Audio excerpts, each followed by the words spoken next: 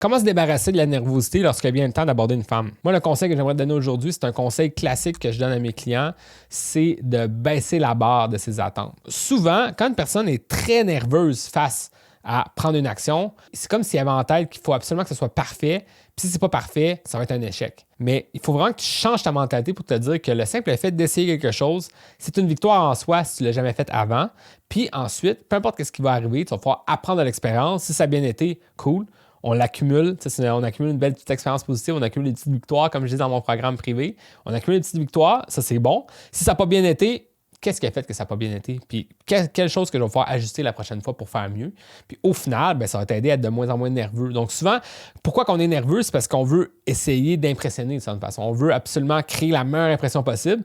Et si tu réalises que je vais juste faire le mieux que je peux, puis que tu l'acceptes ça comme ça va te rendre moins nerveux. Donc, c'est vraiment une façon de baisser justement ces attentes-là qu'on a. Quelque chose que j'enseigne en privé qui s'appelle la naïveté volontaire. Donc, dans le fond, être un peu plus naïf, de ne pas trop se faire d'attente vis-à-vis de ce qui va arriver. Puis ça inclut plein d'autres choses au niveau du monde des rencontres, mais ça va pouvoir t'aider aussi à baisser ta nervosité, de comprendre que, regarde, on va l'essayer, on va dire cette phrase, bon, on va voir. Puis c'est ça va vraiment t'aider au lieu de te créer trop d'attentes face à ce qui va arriver. C'est souvent ça qui crée de la nervosité.